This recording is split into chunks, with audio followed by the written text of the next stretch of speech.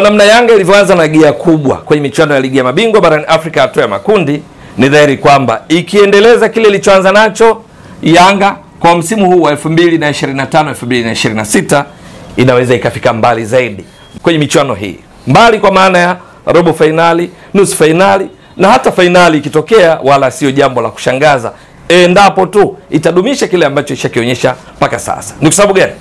Yanga ina rekodi mbili za kibabe sana mpaka sasa. Ya kwanza, Yanga ambayo kwenye kundi lake la B ni miongoni mwa timu mbili za juu ikiwa na pointi 4, idadi ya pointi sawa na Al Ahli ya Misri, lakini ikizidiwa tu kwa tofauti ya mabao ya kufunga na kuruhusu, imeifanya iwe miongoni mwa timu zinazofanya vizuri sana hivi sasa. Ni kwa sababu ni timu ambayo mpaka sasa rekodi ya kibabe inayoishikilia ni ile ya kuwa miongoni mwa timu mbili tu katika hatua ya makundi ligi ya mabingwa barani Afrika, ambapo mpaka sasa mechi zimechezwa 2-2 kuwa haijaruhusu bao.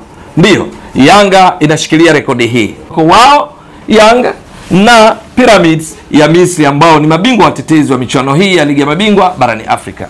Hii ni rekodi ya aina yake kwa Yanga kwa sababu katika msimu uliopita, kwa mfano, kwenye ligi ya mabingwa barani Afrika hatua ya makundi, mechi ya kwanza walipigwa 2-2 na Al Hilal Omdurman.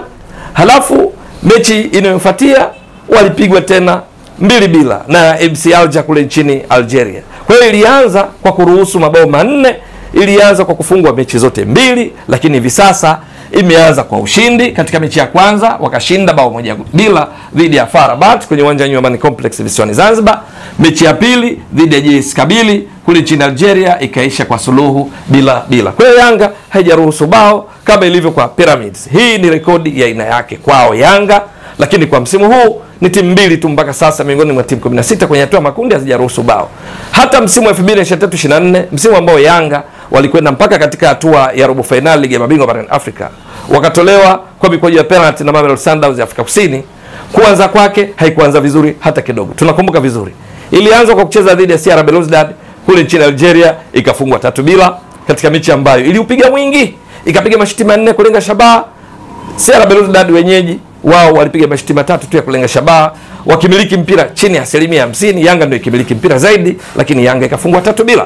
Mechi inayofuatia ikatoa sare ya 1-1 na Al Ahli kwenye uwanja wa Mkapa jijini Dar es Salaam. Bao la Yanga tunakumbuka lilifungwa na Peudo Pacome Zouzoua. Kwa hiyo ilianza kwa kuruhusu mabao katika mechi zote mbili. Mechi mbili karuhusu mabao 4, lakini ilianza kwa kupata pointi 1 tu. Msimu huu ina pointi 4 baada ya kushinda na kutoa suluhu.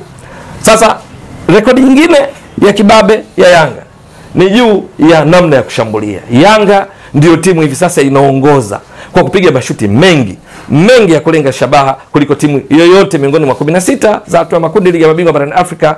Kwenye makundi yote ya A, B, C, D, Yanga ndio vinara kwa kupiga shots on target. Hapa tunazungumzia shots on target, ambapo Yanga mpaka sasa ishapiga mashuti 12 na ndio inayoongoza, ikifuatiwa na timu ya JS Kabylie ambao wao wana mashuti 10. Halafu kuna Stade Malien yenyewe inashika nafasi ya 3, Stade Malien ikiwa na mashuti 9 mpaka sasa katika mechi mbili. Na Yanga imepiga mashuti 12 ya kulenga shabaha baada ya kupiga mashuti 24, ambayo maana yake ni kwamba 50% ya mashuti yote wanayopiga yanalenga shabaha. Hii ni achievement, ni mafanikio makubwa mno katika mechi mbili za kwanza katika kushambulia. Kilichoathiri Yanga kwa msimu mpaka sasa mechi mbili kufunga bao 1 tu licha kupiga mashuti mengi haya ya kulenga shabaha 12 ni umahiri wa golikipa Reda Ahmed Tagnut wa FAR Rabat katika mechi ya kwanza Nyumbani Complex pale visiwani Zanzibar. Yanga ilipiga mashuti 9 ya kulenga shabaha. Kwa ujumla ilipiga mashuti 15, 9 sawa na 60% ya mashuti yote ya kulenga shabaha. Golikipa Reda Ahmed Tagnut wa FAR Rabat akacheza saves 8 na hivyo Yanga kupata bao 1 tu. Reda Ahmed Tagnut akawabania Yanga kuwafanya wafunge bao 1 licha ya jitihada kubwa alizozifanya katika kuweka mpira wavuni. Sasa Yanga ndio timu inayoongoza kupiga mashuti ya kulenga shabaha. Sijazungumzia mashuti ya jumla. Mashuti ya jumla ni 24, lakini kulenga shabaha ndio yanaipa heshima zaidi. Cha kushangaza kwamba Yanga imebadilika mno. Yanga sasa imemachua katika kucheza mechi za hatua ya makundi ligi ya mabingwa na kuendelea, lakini kwa mechi mbili za kwanza ambazo wakidumisha uimara huo watafika mbali, naona ni kwamba Yanga haijihusishi tena na pira sambusa, soka biriani kadhalika. Badala yake Yanga inacheza kimahesabu sana. Kwa neno sahihi wanaolitumia wenyewe, pira science ndio linalowabeba Yanga, kwa sababu wao si miongoni mwa timu zinazomiliki sana mpira. Msimu uliopita Yanga licha kuishia hatua ya makundi ni timu ya pili kwa wastani wa kumiliki mpira pa mechi. Namba 1 ilikuwa Mamelodi Sundowns ikimiliki mpira kwa wastani wa 64% msimu uliopita pa mechi. Nazungumzia wastani umiliki wa mpira kwa mechi. Mamelodi iliyofika finali ilikuwa inamiliki kwa 64%, ilikuwa namba 1. Namba 2 ilikuwa Yanga ya Tanzania ambayo kwa wastani ilikuwa inamiliki mpira kwa 59%. Mamelodi Sundowns pa mechi ilikuwa inapiga pasi 451 zinazofika. Yanga kwa wastani ilikuwa inapiga pasi 362 zinazofika passes, na hivyo Yanga ikawa miongoni mwa timu zinacheza soka la kuvutia. Lakini mwisho wa siku ikaishia hatua makundi ikifunga mabao 5 ikiruhusu mabao 6. Msimu huu Yanga chini ya Pedro Gonçalves, kocha raia wa Ureno, imekuja kikubwa sana. Haijihusishi na umiliki wa mpira, inacheza mpira kama ule ambao timu za kaskazini mwa Afrika hucheza mara kwa mara, kwa maana timu kutoka Libya, kutoka Tunisia, kutoka Morocco, kutoka Algeria, kutoka Misri, kwamba unaweza kaachiwa mpira wewe umiliki, halafu wao wanafika zaidi na kukudhuru. Ndicho Yanga wameonyesha katika mechi mbili, kwa sababu wastani wa umiliki wa mpira katika mechi ya kwanza waliocheza dhidi ya FAR Rabat, Yanga walikuwa wanamiliki mpira kwa 51% baada ya mechi kukamilika. Hawa FAR Rabat walikuwa 49%. Lakini mechi dhidi ya JS Kabylie, Yanga dhidi ya JS Kabylie ikiwa ugenini ilikuwa inamiliki mpira kwa wastani wa 37% tu, huku wenyeji JS Kabylie wakiwa wao 63%. Hawa ni Yanga wakiwa ugenini kule Algeria. Kwa hiyo kwa ujumla katika mechi mbili kwa wastani possession Yanga inamiliki mpira 44% tu, ikiwa ni miongoni mwa timu 5 zinazomiliki mpira kwa kiasi kidogo. Yanga imeipita umiliki wa mpira MC Alger ya Mwalimu Roland Mokwena ambayo yenyewe inamiliki mpira kwa wastani 42% katika mechi mbili.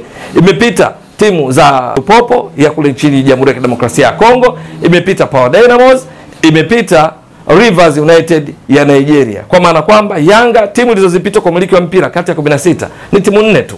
Lakini timu kama Mamelodi Sundowns inamiliki mpira zaidi kwa 71.5%. Yanga 44%, lakini ni Yanga ndio ambayo inapiga mashuti mengi zaidi ya kulenga shabaha kuliko timu yoyote. Kwa hiyo unaweza kupata picha.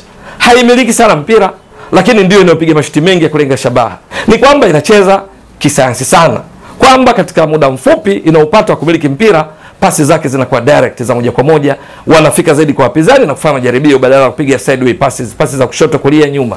Sasa sifa hii ndio ambayo timu ambazo hufanya vizuri kwa michuano ya CAF, Ligi ya Mabingwa na Kombe la Shirikisho hucheza namna hii, kwamba hawajihusishi sana na mpira wa kuvutia bali kutafuta namna ya kupata matokeo. Yanga wamedhihirisha hilo katika mechi mbili. Swali ni kwamba je, ubora huu katika kuwadhuru wapinzani, kucheza pira science chini ya Pedro Gonçalves, watauendeleza katika mechi 4 zilizobaki?